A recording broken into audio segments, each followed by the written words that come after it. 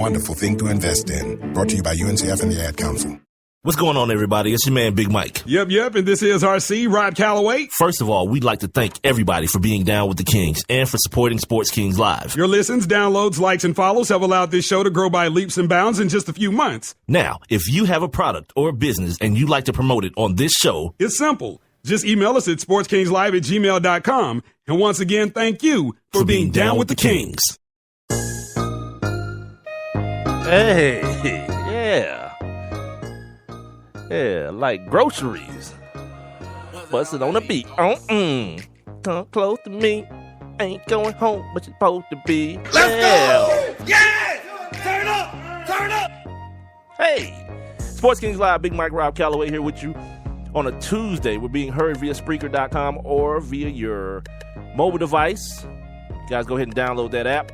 Follow us, Sports Kings Live, and go ahead and jump on in this chat room and get involved in the conversation. We're also on Twitter, Instagram, and Facebook, and Tumblr at Sports Kings Live. The email address, sportskingslive@gmail.com. I forgot, we got a little snippet from the Puff Daddy UCLA coach incident. Very short. Don't be proud of your ignorance. Boom. Enough said. We understand, Puff. We understand. You don't either, by the way. Don't be proud of yours either. Please don't. Okay. What are we looking at on time? I think I like, you know what? I like doing On This Day here, coming out of the first break. That way it doesn't get forgotten. Go ahead and have a nice lead into the next topic. So, ladies and gentlemen, this is our official daily look back in the world of sports, and we call it On This Day. It's the Sports Kings. On this day. Very short version today. On this day in 1904, the first American motorboat race took place on the Hudson River in New York. See, it ain't all about basketball and football and baseball. Motorboat racing. On this day in 1917, Ernie Shore of the Boston Red Sox replaced Babe Ruth and retired all 26 batters he faced. Ruth had been ejected from the game. On this day in 1922, Johnny Weissmuller broke his own world record in the 300, 400, 440, and 500 meters in a swim meet in Honolulu, Hawaii. Of course, Johnny Weissmuller would not be of African-American descent. I'm only guessing, but Weissmuller kind of gave it away. Wiseman, yeah. On this day in 1972, and swimming, can't forget that. The whole swimming thing kind of disqualified us, especially in 1922. On this day in 1972, U.S. President Nixon signed the Higher Education Act of 1972. Why is that important? Because Title IX of the Congressional Act barred sex bias in athletics and other activities at colleges receiving federal assistance. That's the famed Title IX that you're always hearing about when it comes to women having the same opportunities or equal opportunities as men as it pertains to athletics in the NCAA. I actually got an article about something like that. Not really something like that, but a reporter mentioning how women's sports suck. And I guess he caught some heat from it. I forgot to read it, but if we got time, I'll just do it while we're doing the show. Who cares? On this day in 1991, a Mazda became the first Japanese car to win the Le Mans 24-hour race. Yeah, I got so many issues with people racing for 24 hours. Right. Like, 'cause at some point, not even sleep, dude. You got doo-doo. You got pee. Well, you know, they pee in the yeah. Those uniforms. It's the other one. It's that number two that I can't be in no hot race car with that happening. Yeah, I'm pulling over immediately on the track. Oh, got mud butt. Yeah, exactly. Have an emergency. And help me, Jesus. Help me. Finally, shout out to the ATL in 1996, right here in our fair city. Michael Johnson broke the world record for the men's 200-meter race. He ran that race in 19.66 seconds and some gold boots, too, shouting. Yeah. Yeah. Really A-towned it up. Gold boots. That boy didn't have on no. That would be you. He didn't have on no gold. Same thing, you know. That's what old people call shoes. No. Old people call shoes boots. You start talking about, but see, you start talking about because you know how Negroes do. You start talking about he wants some gold boots, then next thing you know, people shouting. shirt, like and then the story gonna be he was out there with some cutoff shorts or some fatigues on, with no shirt on. That's you with his taking it to that. boots on. That's you taking it to that extra level. Yeah, that'd be you. Shawty, he ran that thing in 19 seconds. Listening to Atomic Dog. In all fairness, I wasn't even referring to that, to be honest with you. I just said it because that's what old people say. But you heard it the way you wanted to hear it, and we'll go with that. Okay, so the NBA draft this Thursday in New York City at the Barclays Center. First of all, before we do that, something weird happened today or yesterday. What was that? Something weird happened. Okay, so you told everybody about this situation where Klay Thompson had these girls twerking on him in the pool and all this kind of stuff. Mm-hmm. And, good for Klay, right? Yeah, bad for them. How about these chicks almost died after that, dude? And I can laugh because they didn't. What happened? I didn't know it was going to be a follow-up. Oh, yeah, dude. Surprisingly, there is one. These broads, they took one of those, one of those small jets that you get from, little private airports. They took one of those to the party, and on the way back, the damn engine failed. And the pilot, where is this damn story? The pilot had to crash land the damn plane, man. And it was just these two chicks? I think it was them too, yeah, because in her tweet, she was like, we almost wrecked, and we were praying that we didn't die. Okay, so now that's making me wonder. Just two random chicks ain't just hop on no private jet or No, it wasn't a G5. It was like one of those single engine things. It wasn't like it wasn't the Lear or nothing like that. No, it was just one of those. Okay, so like one of their daddies might have owned it or something like that. Not even that. I was telling my dad was talking to me about one of his close friends who has a son that's going to aeronautical school, and I knew some white guys back in the day. Instead of going to college, what they did was they went and got pilot's licenses, and then what they do is they just fly people. People who want to go from, let's say you want to go from Atlanta to Jacksonville for the Florida Georgia game. Yeah, a little quick flight like that, charge them a couple $, boom, get them there. So it's probably one of those things. I was telling my dad, I was like, yeah, you know the right people, because if you ever need to come to Atlanta real quick, you got somebody who can hop on one of those little single engine joints for you and get you up here. What he say no? Nah, he was like, you right. This my pops. Oh, okay. He's the cheapest dude in the world. Yeah, he was like, yeah, you damn right. But I don't see where. Here it is. Here it is.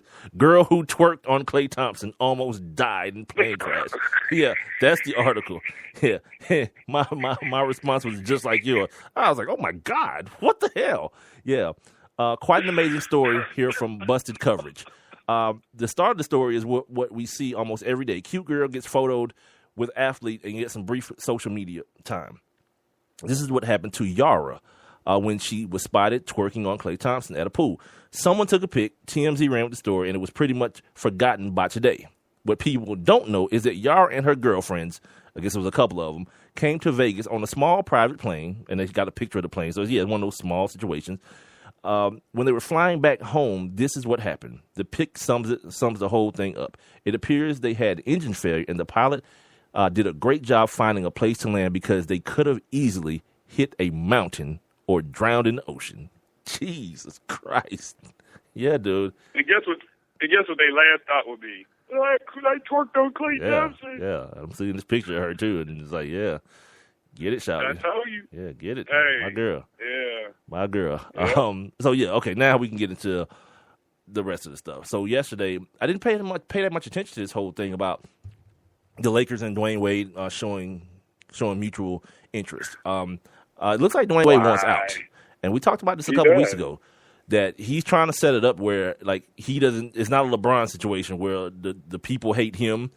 It's like, well, you should have paid him. The Lakers paid Kobe, and he's going to find his way to somewhere else where either, one, that team is a contender, or two, if he finds his way to L.A. If that pipe dream happens, well, guess what? He and his wife, Dwayne Wade, a guy who obviously you saw him during the finals, he's looking to the next avenue. He's looking to what the next stop is going to be for Dwayne Wade, and that's probably. I mean, he's made it very clear in the past that he wants to model and he wants to try himself out in movies, and now his homeboy he's in a movie with Amy Schumer right now, so obviously that's going to ramp it up some.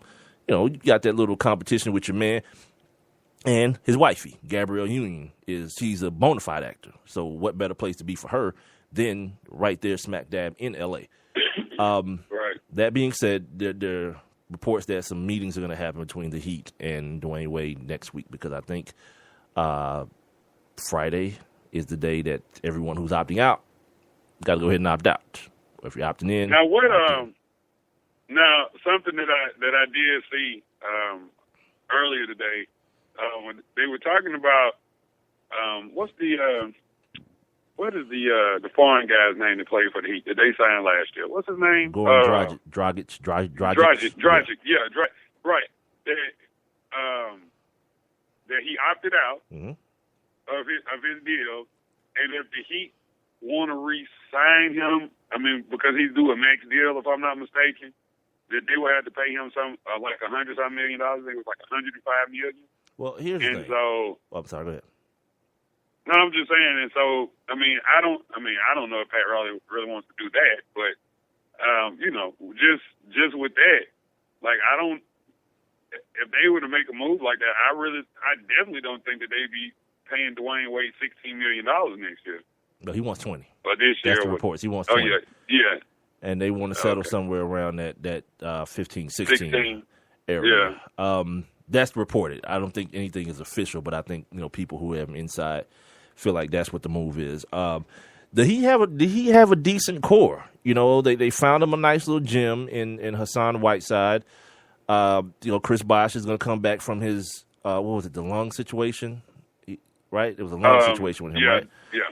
The blood clot. Dwayne Wade is every now and then he turns back into Dwayne Wade just because of age and wear and tear.